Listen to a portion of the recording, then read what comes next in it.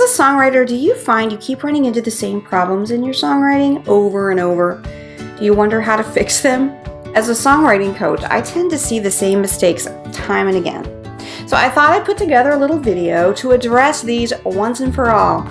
Stick around and I'm going to tell you my top 7 list of songwriting mistakes and how to fix them.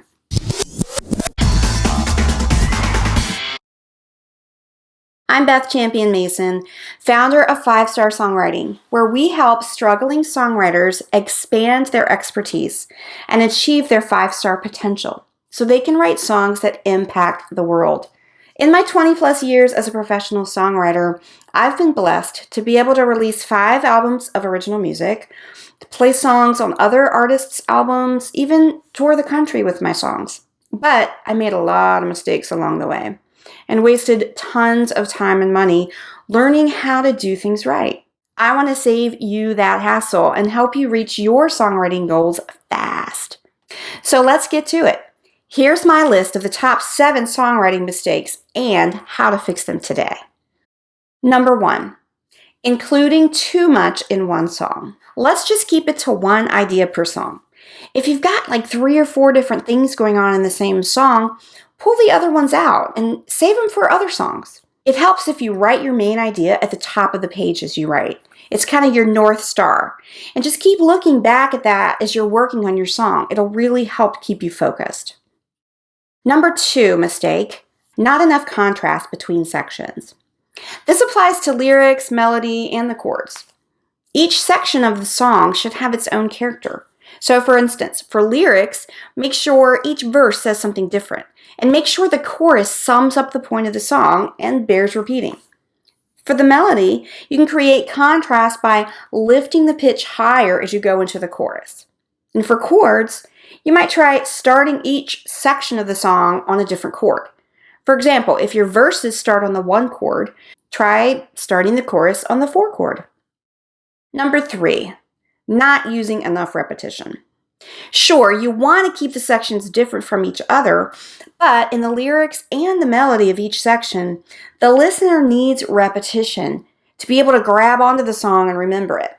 For example, make sure you're repeating your hook or title enough times for it to be memorable.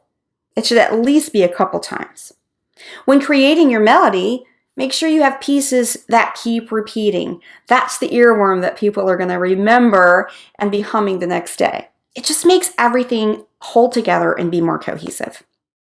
Number 4, don't change the point of view throughout the song. So for example, if you start out saying, "I love you, you are the greatest," don't change it later to he or she, like, "He is the love of my life."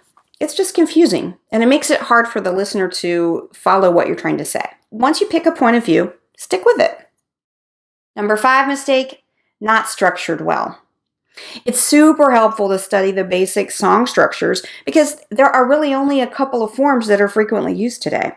And they're popular because they work. Listeners are programmed to understand these forms, whether they realize it or not. The most popular is, of course, the tried and true verse, chorus, sometimes with a bridge thrown in. Once you really learn the purpose of each one of these sections, you'll be able to use it to your best advantage. Mistake number 6, not editing your song once it's done. You need to really go back once a day for 3 days or so and listen to it and replay it and reread it with fresh eyes and fresh ears and fix anything that sticks out to you. Don't call a rough draft a finished song. And number 7 mistake, not finishing songs. I know, I said to edit it, but listen, don't try to keep editing the song forever and make everyone a masterpiece. Get it done, and then apply what you've learned to the next one. Done is better than perfect.